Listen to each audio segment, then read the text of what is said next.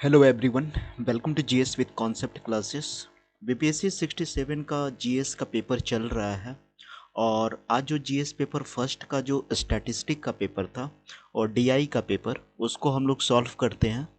और इसमें हमने क्वेश्चन नंबर 12 को लिया है। मैंने जब ओवरऑल देखा क्वेश्चन, खासकर डीआई वाला जो क्वेश्चन देखा, तो मुझे लगा थोड़ा सा गैदरिंग है, क्वेश्चन इजी है, लेकिन एग्जामिनेशन हॉल में आप प्रेशर में आ सकते हैं। ठीक है, लेकिन क्वेश्चन स्टैट वाला जो क्वेश्चन था बिल्कुल सही क्वेश्चन था। और मैं केवल सॉल्यूशन 12 नंबर क्वेश्चन का दे रहा हूँ। और हो सकता है कि नेक्स्ट वीडियो जब हम अपलोड करें तो हम लोग सेकंड डीआई का क्वेश्चन सॉल्व कर लेंगे। एक ही वीडियो में इसलिए मैंने सॉल्व नहीं किया क्योंकि क्वेश्चन थोड़ा सा वीडियो गैदरिंग हो जाता है, लंबा हो जाता है, और आप लोग वीडियो उतना लंबा देखते भी नहीं हैं। इसलिए हम फर्स्ट सॉल्यूशन को कर रहे हैं, नेक्स्ट वीडियो में हम सेकंड सॉल्यूशन को कर देंगे। देखिए, जो क्वेश्चन पेपर था वो ये था कि आर के द्वारा प्राप्त सभी 6 विषयों का एक साथ कुल प्रतिशत ज्ञात करें। पहले आप समझ लीजिए कि ये वाला जो कॉलम है ना, ये P Q R S T, ये स्टूडेंट का कॉलम है, ठीक है। और ये वाला जो कॉलम है ए बी सी डी का जो कॉलम है, ये पेपर का कॉलम है। इतने सब्जेक्ट हैं और ये 75 टोटल मार्क्स दिया हुआ है। ये वाला जो बॉक्स में आप देख रहे हैं ना, ये टोटल मार्क्स दिया हुआ है, इसी में से आपको निकालना है। और ये वाला जितना भी डेटा है ना, ये प्रतिशत में दिया हुआ है। क्या क्या हमने बोला? P Q R S T student है, A B C D E F paper है, सब्जेक्ट है, और ये वाला जो नंबर है जो आपको यहाँ पे बॉक्स में दिखाई पड़ रहा है, 75, 150, 150, 100 मार्क्स, 50 में से, 150 में से, 75 में से, ये टोटल मार्क्स है। और इधर वाला प्रतिशत है, ये टोटल वाला, ये जो टोटल आपको दिखाई पड़ रहा है इधर सब प्रतिशत में दिया हुआ है, ठीक है। तो इजी हो गया, ठीक है। एग्जामिनेशन हॉल में प्रेशर में लोग क्वेश्चन भी नहीं समझ पाते हैं, ठीक है। अब देखिए, इस क्वेश्चन को सॉल्व करना कितना है, इजी ही कहा जा सकता है। आर द्वारा प्राप्त सभी 6 विषयों का एक साथ कुल अंक ज्ञात करें। यानी आर द्वारा, आर जो स्टूडेंट है, ए विषय में कितना मार्क्स लाता है, बी विषय में, सी विषय में, डी विषय में, ई विषय में, एफ विषय में। यानी आर स्टूडेंट जो है 75 मार्क्स का कोई टोटल पेपर है, उसमें से 66% नंबर लाता है, तो कितना होगा? 49.5 नंबर लाया। आर स्टूडेंट बी विषय का जब परीक्षा देता है तो बी विषय का टोटल मार्क्स 150 है, तो 150 में 75% नंबर लाता है, तो इसको हम लोग निकाल लिए। उसी तरह आर स्टूडेंट सी विषय में कितना लाएगा? तो 100 का 79% लाएगा। उसी तरह 50 का 88%, 150 का 72%, और 75 जो टोटल मार्क्स है उसमें से 66% नंबर लाता है, तो इसको हम लोग 49.5 हो गया। अब कह रहा है कि 6 विषयों का एक साथ कुल प्रतिशत ज्ञात करें। तो कुल प्रतिशत ज्ञात करने के लिए स्टूडेंट सभी विषयों में जितना नंबर लाया उन सारे विषयों के नंबर को जोड़ देंगे। स्टूडेंट जो है पेपर में कितना नंबर लाता है? पेपर ए में 49.11, 112.5, फिर 79, 44, 108, 49.5। और ये टोटल मार्क्स है इसका। यहाँ पर जो ऊपर में जो दिखाई पड़ रहा था ना, इस टोटल मार्क्स से हम लोग क्या करेंगे? डिवाइड करेंगे, और जब 100 से मल्टीप्लाई करेंगे तो ये प्रतिशत निकल जाएगा। यानी स्टूडेंट जो है 442.5 जो है टोटल मार्क्स लाता है। 442.5 कितना नंबर में? 600 नंबर में, और इंटू 100 करेंगे तो 73.75। यानी विद्यार्थी बी जो है सभी विषयों को मिला करके 73.75% नंबर लाता है, ठीक है। ये हो गया आपका क्वेश्चन। देखिए, टोटल मार्क्स जब निकालिएगा ना 600, तो ये टोटल को जोड़ना पड़ेगा, 75, 150, 100, 50, 150, 75, ठीक है। उसके पश्चात हम लोग सेकंड क्वेश्चन को देख लेते हैं। सेकंड क्वेश्चन कह रहा है कि विषय बी,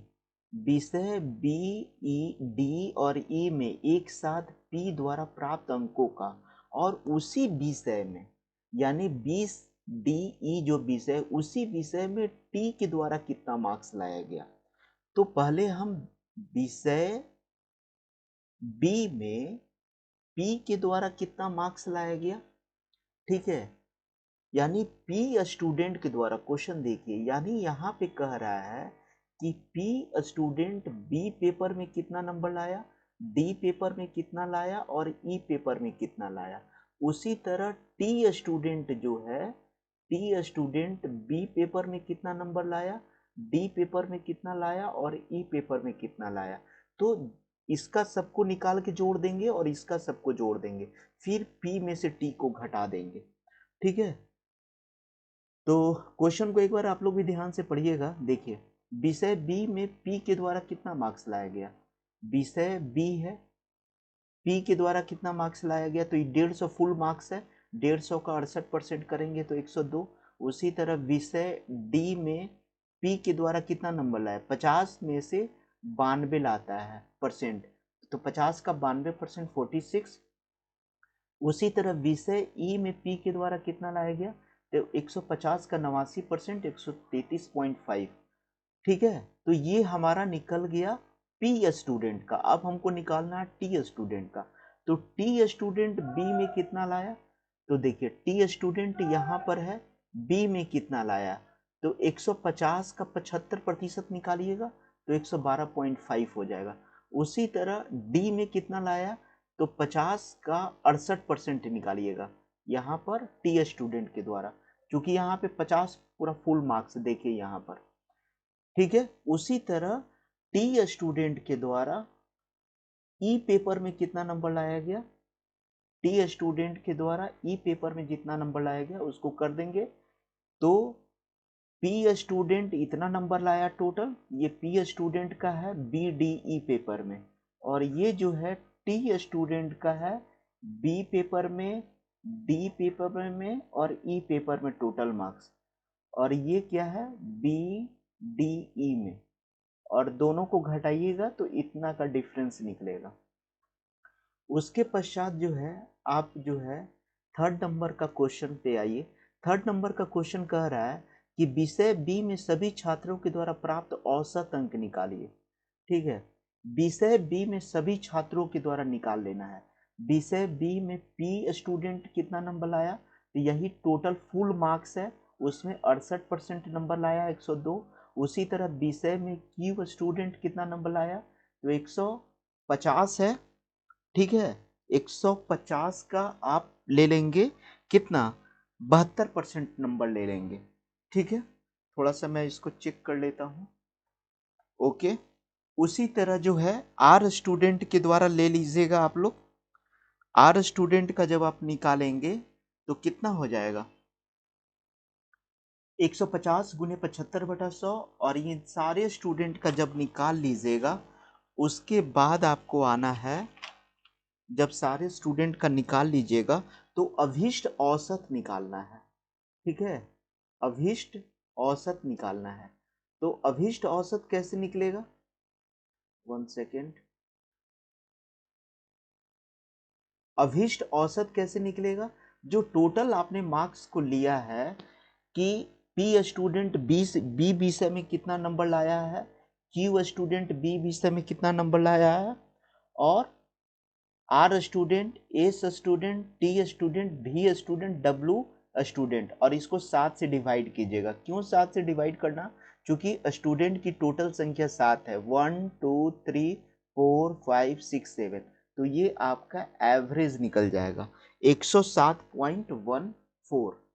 उसके पश्चात जो है आप आइए डी वाले क्वेश्चन में। डी वाले क्वेश्चन में कह रहा है कि सभी छात्रों के द्वारा विषय सी और डी में एक साथ प्राप्त अंकों का औसत प्रतिशत निकालना है। यानी विषय सभी छात्र जो P Q R S T student है वो सी विषय में इतना इतना प्रतिशत निकाले हैं, और P Q R S T total student जो हैं डी विषय में इतना निकाले हैं, तो टोटल स्टूडेंट की संख्या 14 हो गया। इस सारे प्रतिशत को हम लोग जोड़ देंगे, ये टेबल में दिया हुआ है, 76%, 84%, 79%, 81, 67, 69, 81, इधर भी सब कुछ दिया हुआ है आपका, ठीक है।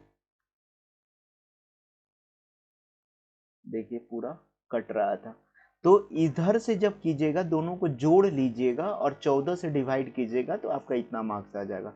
उसी तरह लास्ट वाले क्वेश्चन सभी छात्रों के द्वारा विषय एफ में कितना मार्क्स लाया गया, सभी छात्रों के द्वारा विषय एक एफ में कितना मार्क्स लाया गया। यहाँ पर जो है ये भी बहुत सिंपल सा क्वेश्चन है, जो भी लगे आप लोगों को टाइम बनाने में जो भी लगता हो, लेकिन सिंपल सा ही क्वेश्चन है। 1 सेकेंड, थोड़ा सा अरेंजमेंट में प्रॉब्लम हुआ है।